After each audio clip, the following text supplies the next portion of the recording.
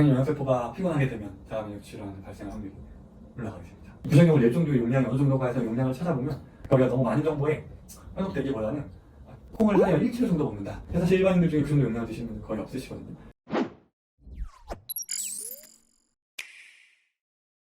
잘 먹고 잘 자고 잘 쉬는 것이 자가면역 질환 예방 치료의 중요한 이유.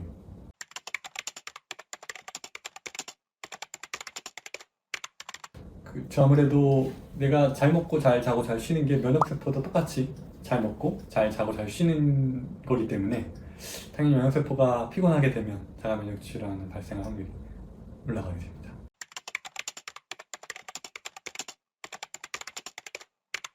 그럼요. 잘 먹고 잘 쉬고 잘 자는 게 아주 중요한데 여기서 자를 좀 잘 이해할 필요는 있을 것 같습니다. 내가 잘한다는 것보다 세포가 느끼기에 잘하는 게 중요할 것 같습니다. 잘 먹는다고 하는 것도 내가 먹고 싶은 걸 먹는다의 입맛보다도 몸 맛을 따라가는 게 잘 먹는 게 되고, 잘 자는 것도 내가 자고 싶을 때 자는 것도 중요하지만 세포가 제대로 재생하고 회복할 수 있는 시간대에 자는 게 중요합니다. 쉬는 것도 마찬가지로 마냥 쉬는 게 아니라 세포가 가장 회복하기 좋은 그 방식으로 쉬는 게 중요할 것 같습니다.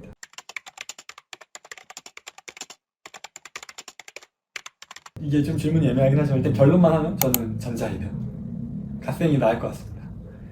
왜 그러냐면 일단 저희가 잘 쉰다는 거와 잘 스트레스에 대해서도 좀 정리를 해봐야 되는데, 면역계가 가장 건강한 상태는 적당한 스트레스가 있을 때입니다. 근데 이 적당한 스트레스를 잘못 이해하시는 경우가 많은데, 일을 하는 거를 내가 하기 싫다 하면서 스트레스 받으시라는 것보다 적절한 긴장감에 노출되어 있을 때 면역세포는 가장 활성을 띠거든요. 그래서 환자분들께 설명드릴 때 우리 몸은 60% 정도 일하고요, 40% 정도 쉴 때 몸이 가장 건강하고 면역세포도 실제로 가장 활성을 띱니다. 그래서 마냥 쉬는 게 좋지도 않고요, 마냥 일하는 게 좋지도 않지만 이 60, 40의 밸런스가 50, 50도 아니고 60% 정도는 일하면서 좀 힘들게 하루를 보내고 40% 정도는 쉴 수 있는 밸런스가 맞춰졌을 때 가장 건강하니까, 하루로 치면 12시간, 13시간 정도네요. 그 정도를 일을 하고 나머지 시간을 잠을 지금 우리가 하는 것처럼 그래서 잘 자고 잘 일하는 게 오히려 몸에는 더 건강한 밸런스일 것 같습니다.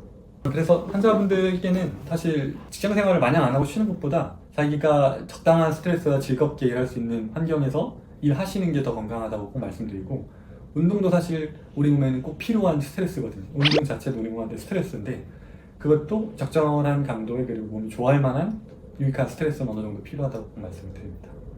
그래서 6대4를 항상 생각하시면, 이 6대4가 참 오묘한 밸런스인데 검사 결과 중에서도 보면은 자율신경계 밸런스에 있어서 대표적으로 교감신경, 부교감신경 밸런스를 6대4를 가장 건강하다고 말씀드리거든요. 그 밸런스가 몸의 입장에선 60% 정도 일하고 40% 정도 쉬는 밸런스랑 연결이 되는 인체의 오묘한 밸런스입니다.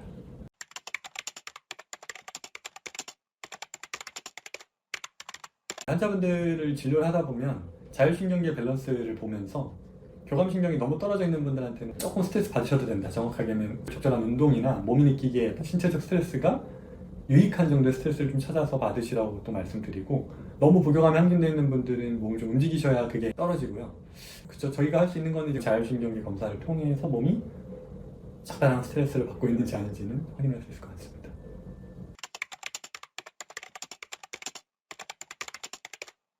제일 좋은 자가진단은 잠을 잘 때 힘들지 않은가 할 것 같아요. 하루 일을 하고 마치고 와서 잠을 잘 때 기분 좋게 오늘 고생했다 생각하면서 잠들 수 있는 정도의 컨디션이 가장 좋은 자율신경계 밸런스이고 스트레스와의 밸런스인 것 같습니다.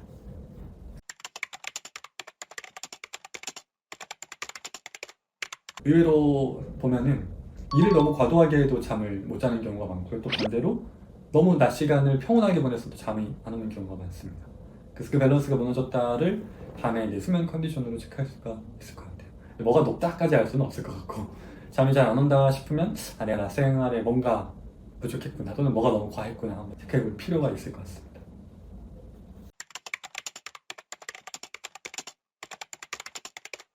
잘 먹는다는 중요한 건 입이 아니라 몸을 따라가야 됩니다. 그러니까 입이 원하는 걸 잘 먹는다보다 몸이 원하는 게 뭔지를 잘 들어주는 게 잘 먹는다의 아주 중요한 기준이 될 것 같습니다.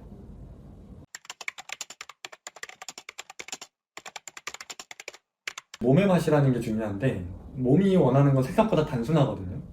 그래서 요리도 중요하지만 이 음식물들, 식품이 갖고 있는 본연의 맛을 좀 느끼는 요리들, 제일 쉬운 건 사실 샐러드죠. 처음에는 예를 들면 S타입 분들한테 양배추가 맛이 없다고 하시는데 나중에는 양배추가 달아서 맛있다고 말씀을 하시거든요. 그러니까 그런 식으로 이 생채소, 생야채, 과일들, 이렇게 생음식, 식품이 갖고 있는 그 본연의 맛을 느끼려고 생각하면 오히려 가공을 많이 하고 어떤 요리를 통해서 조리를 하기보다 그 본연의 맛을 느끼는 게 더 중요한 것 같습니다. 저도 요리를 잘 못하는데 가능한 생으로 많이 먹으려고 하게 되고요.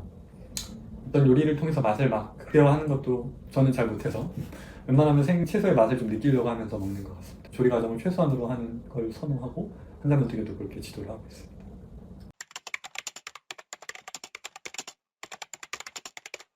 이게 사실 면역계랑 연결되는 건데 면역력이 살아있는 분들은 대부분 장애 반응으로 알아냅니다. 먹고 나서 소화가 안 되고 먹고 나서 좀 더부룩한다거나 먹고 나서 설사를 한다 이런 음식들은 기본적으로 몸이 거부하는 음식들일 거고 먹고 나서 속이 편안하고 먹고 나서 유독 기분이 좋고 또 몸이 가볍게 느껴지는 그런 음식들이 몸이 원하는 음식이라고 알 수 있겠죠. 근데 이거는 몸이 깨끗한 사람들의 예시고 그렇지 않은 분들은 그 반응을 잘 모를 수 있기 때문에 그런 부분에서 저희 같은 사람들의 도움이 좀 필요하겠죠. 교란된 반응 안에서 진짜 반응이 뭔지를 찾아내는 게 저희가 하는 일들이고 환자분들의 여러 몸 상태를 종합적으로 판단했을 때 이것까지는 맞는 반응이고 이것까지는 잘못된 반응이다를 좀 가려내 드리는 게 저희 역할입니다.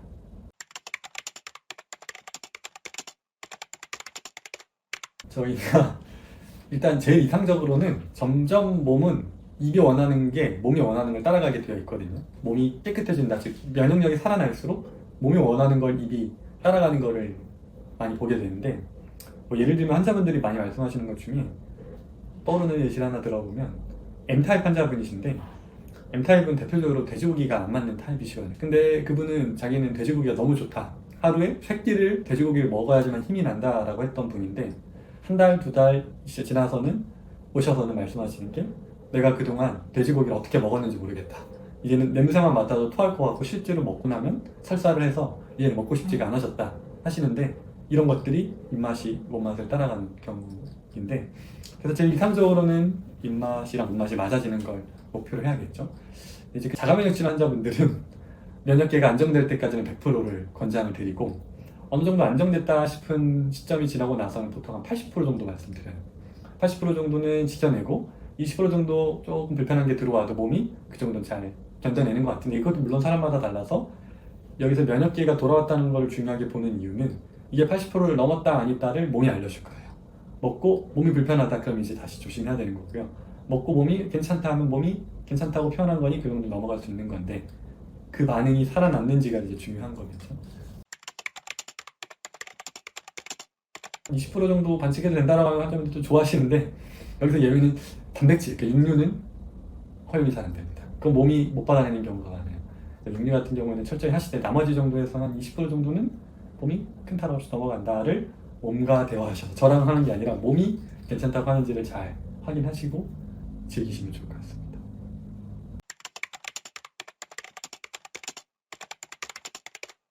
외식을 하게 되는 경우에는 어쩔 수 없이 100%를 지킬 수는 없는데 그럼 일단 가장 원재료 기준으로 고르시라고 하는데 요리의 메인 원재료가 맞는지를 일단 따지고요. 예를 들면 S타입 분들은 생선 요리를 찾는다거나 M타입 분들은 맞는 육류를 한다고 하면 닭고기다, 소고기다 하면은 가장 그 원재료가 깨끗하게 살아있는 형태를 추천드려요. 예를 들면 S타입 분들은 참치덮밥, 참치 회덮밥 같은 경우가 그나마 깨끗하게 원재료가 살아있는 경우일 것 같고 M타입 분들 같은 경우 연어덮밥 또는 장어덮밥 같은 것들 상대적으로 안전한 외식 메뉴가 될 수 있을 것 같아요. 양념이나 이런 게 너무 범벅이 돼서 원재료가 뭔지도 모르고 이 맛이 어디서 나온 건지도 모르는 그런 음식들을 제외하고 깨끗한 음식들을 찾는 연습을 하시면 좋을 것 같습니다. 삼계탕, 백숙 같은 것들이 상대적으로 좀 안전한 음식이라고 볼 수 있을 것 같아요. 밀가루가 너무 섞여 있다 보니까 그런 음식들을 추천드리기가 어렵고 특히 튀긴 음식들은 기본적으로 이 면역계 질환이 있는 환자분들은 주의하셔야 합니다.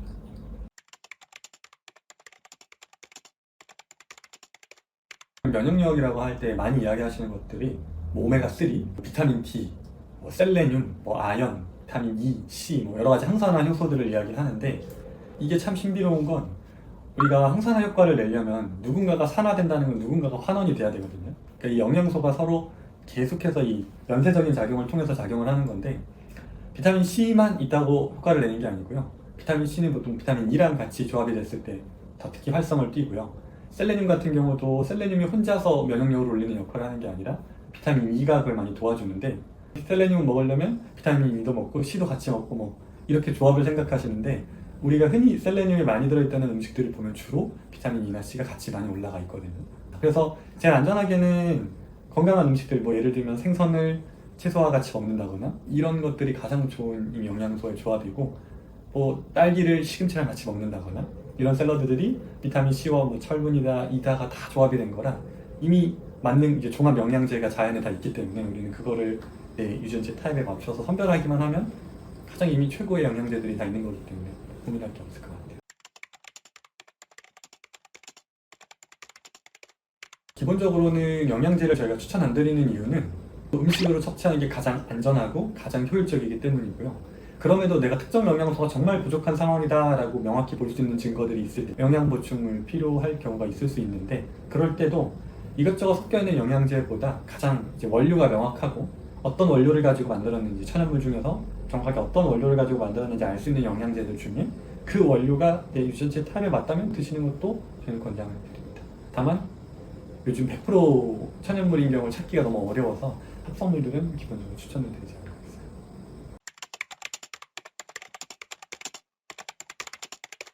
이 영양제를 살 때 음식도 똑같은 어떤 과정을 통해서 만들어졌는지나 또는 원료가 뭔지를 꼭 항상 찾는 습관을 들이시면 좋습니다. 요즘은 그래도 기본적으로 법적으로 모든 음식이나 영양제들이 어디서 만들어졌고 어떤 원료가 들어가 있는지 뒤에 다 나와 있기 때문에 항상 그걸 좀 자세히 체크하시면서 어디서 나온 영양소인지, 어디서 추출된 거인지를 관찰하시면서 드시는 습관을 들이시면 좋을 것 같습니다.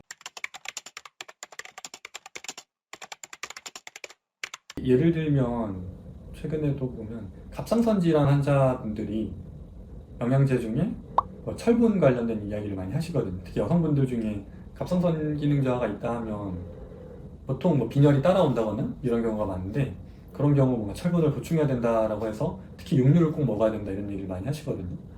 뭐 철분도 우리가 뭐 햄철, 비햄철 이렇게 나눠서 동물성이 있는 철이 흡수율이 높다, 식물성 철분은 흡수율이 떨어진다 해서 꼭 동물성을 먹어야 된다라고 하는데, 이 자체는 틀린 말은 아닌데 이 식물성 비햄철도 보통 예를 들면 비타민 C랑 같이 조합이 됐을 때 흡수율이 아주 높아지거든요.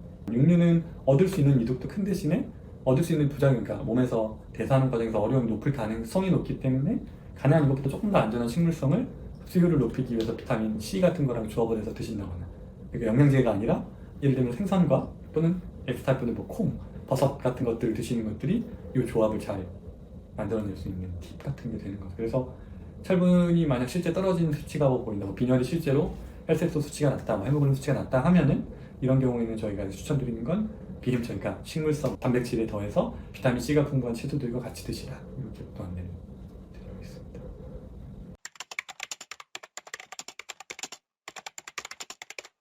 가장 흔하게는 철분제는 생각보다 많은 환자분들이 드시면서 변비랑 많이 연결이 되는데, 변비가 가볍게 생각하실 수 있지만 장내에서 뭔가 많이 축적돼서 잘 못 나간다는 사인이거든요.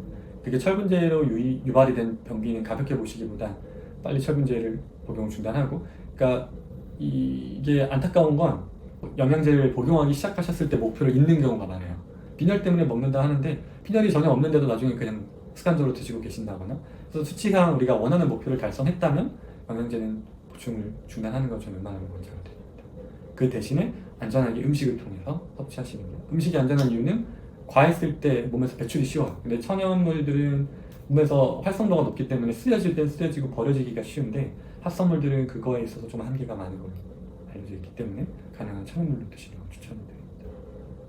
갑상선 환자분들이 유독 여자분들이 좀 많아서 정보도 많이 알고 계시고 그래서 질문을 많이 하시는데, 요즘 또 많이 물어보시는 걸 보면 뭐 고이트로겐이라는 성분이 흔히 갑상선 호르몬을 방해한다라고 해서 먹으면 안 된다라고 하는데, 고이트로겐이라는 성분이 상당히 다양한 음식에 들어있거든요. 뭐 예를 들면 브로콜리, 양배추 이런 것들이 많이 들어있는데, 이게 이 갑상선 호르몬을 저하한다는 어떤 여러 연구가 있는 건 사실인데, 여기서 전제 조건은 체내 요오드가 부족할 때 이 고이트로겐이 활성을 띠거든요. 그러니까 체내 요오드가 충분한 경우에는 고이트로겐 정도의 방해를 가지고 갑상선 호르몬이 안 만들어지는 경우는 거의 없어서, 저는 오히려 고이트로겐이 걱정이시다 하시면 드시고 요오드를 제대로 잘 보충할 수 있게 뭐 해조류나 미역 이런 타입에 맞는 요오드가 풍부한 음식들을 가지고 충분히 섭취를 하시면 고이트로겐으로 인한 방해로 호르몬이 안 만들어지는 경우는 잘 없기 때문에 걱정 안 하시고 드셔도 된다 말씀을 드립니다.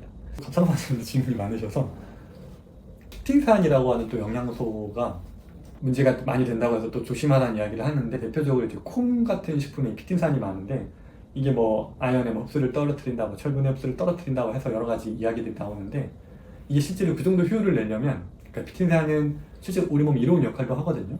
근데 이게 이 부작용만 고려했을 때 이 부작용을 낼 정도의 용량이 어느 정도가 해서 용량을 찾아보면 콩을 하루에 1kg 정도 먹는다 이러면 이 효과를 낼 수 있어요.